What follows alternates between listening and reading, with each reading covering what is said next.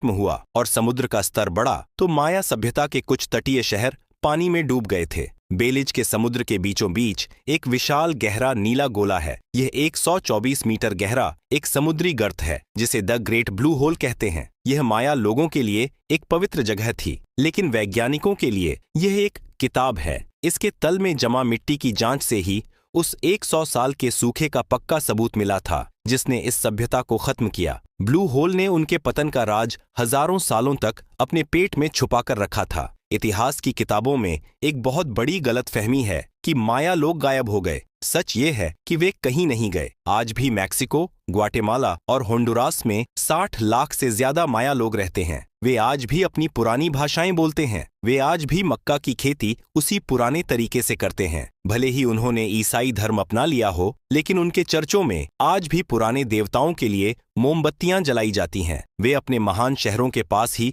छोटी बस्तियों में रहते हैं, अपने पूर्वजों के बनाए पिरामिडों को देखते हैं और पर्यटकों को वो कहानियां सुनाते हैं जो पत्थर नहीं बता सकते। उनका डीएनए आज भी जिंदा है। पुरातत्वविदों को युकाटन प्रायद्वीप के पास गुफाओं की एक विशाल अंडरवाटर भूल भुलैया मिली है जिसे सैक एक्टून कहते हैं। इन डूबी हुई गुफाओं में 12,000 साल पुराने इंसानी कंकाल और जानवरों की हड्डियां मिली हैं। यह साबित करता है कि माया सभ्यता से भी हजारों साल पहले यहाँ एक और उन्नत समाज रहता था जो शायद बाढ़ या प्रलय में खत्म हो गया। क्या यही वो खोई हुई दुनिया थी जिसकी कहानियां माया लोग अपने बच्चों को सुनाते थे? शायद माया सभ्यता एक पुरानी राख पर खड़ी हुई नई इमारत थी। 4000 साल का सफर तय करने के बाद आज हम 21वीं सदी में खड़े हैं। हमारे पास इंटरनेट है, प्लेन है और स्पेसशिप है, लेकिन क्या हम माया लोगों से ज्यादा समझदार हैं? माया सभ्यता ने हमें 3 चीजें सिखाई जो आज हमारे लिए एक चेतावनी है। पहली, अनियंत्रित जनसंख्या।